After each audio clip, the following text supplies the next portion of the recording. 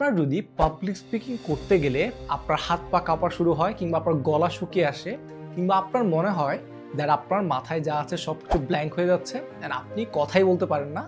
তাহলে আজকের ভিডিওটা আপনার জন্য। আমাদের মধ্যে অনেকেই দেখবেন কি খুব দ্রুত কথা বলে এবং সেটা হওয়ার কারণে হয় কি প্রথমত তার কথা সঠিকভাবে বোঝা যায় না এবং সে যদি কোনো ধরনের ভালো কথা বলেও থাকে মনে হয় দ্যাট সে কোনো একটা তাড়াহুড়ার মধ্যে আছে কিংবা সে কোনো একটা পয়েন্ট জোর করে কারোর উপর চাপাই দেওয়ার চেষ্টা করছে।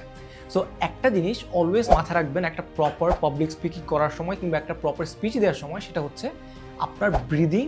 এবং আপনার কথা বলার যে পেসটা সেটা কন্ট্রোল করার। দেখেন, কোনো কোনো বিষয় আছে যেখানে আপনাকে একটু জোরে কথা বলতে হয় কিংবা একটু এমফেসাইজ করতে হয় আপনার টোনের উপর, যাতে সেই বিষয়টা আপনি আরও বেশি প্রপার ইম্পর্টেন্ট এটা প্রুভ করতে পারেন। আবার অন্যদিকে এমন কিছু স্পিচ আছে যেগুলোতে আপনাকে একটু আপনার টোনটা লো রাখতে হয় এবং আপনাকে আস্তে বা কিংবা একটা কনসিস্টেন্ট টোনে কথা বলতে হয়। যখন আপনি আপনার এই ব্রিদিংটা কন্ট্রোল করতে পারবেন কিংবা আপনার কথা বলার আপনি পেসটা কন্ট্রোল করতে পারবেন, তখন দেখা যাবে কি আপনার স্পিচটা আরও বেশি ম্যাচিওর শোনাবে এবং অন্যদিকে